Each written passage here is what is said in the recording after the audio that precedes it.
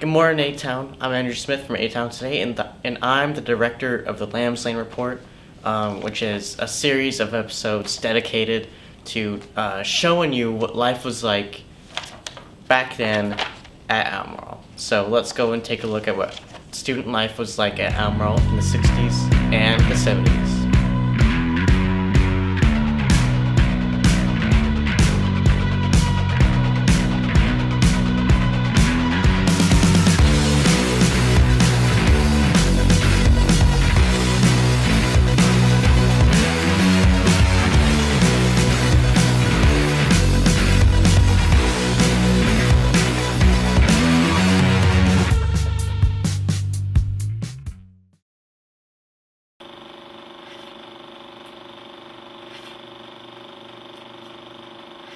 In the last episode, I talked about student life in the 50s. Now we're moving and talking about the 60s and 70s. In the 60s, this is what Albemarle High School looked like. As you can see, first of all, the stadium and field was literally a field. The breezeway was much smaller, and the senior circle was non-existent. The senior circle wasn't even constructed until between the years of 1974 and 1980.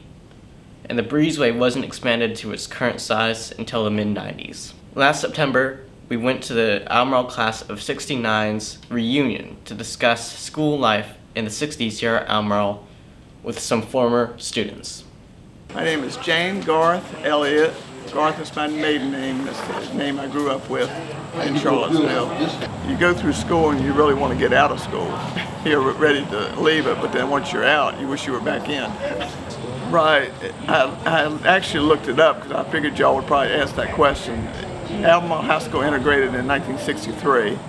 And so when we started in 65, we had a few black kids in our classes and on sports teams, and everyone was very nice, and it was definitely a different life.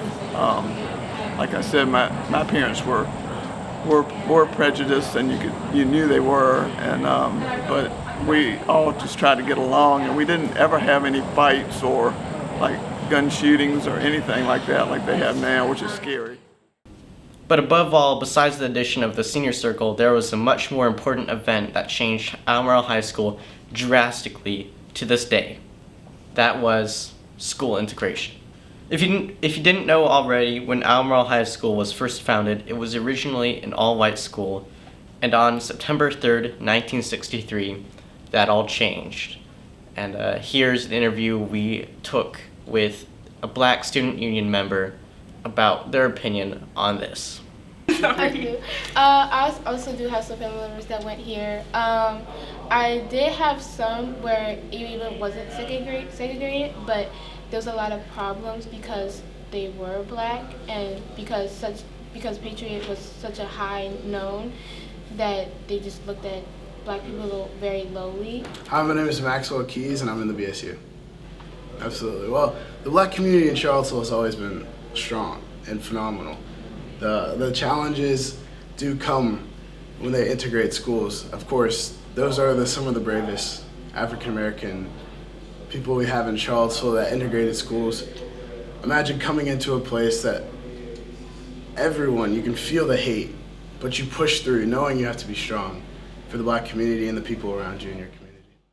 Something important that I came across was an article, and in the very top right, it mentions that the Board of Supervisors of Albemarle County fired the entire Albemarle County School Board over the refusal to consider a policy over racially mixed sports, so sports with both black people and white people. I assume this drastically affected the policies of the school board and probably helped allow these first 26 black students to integrate into Albemarle High School.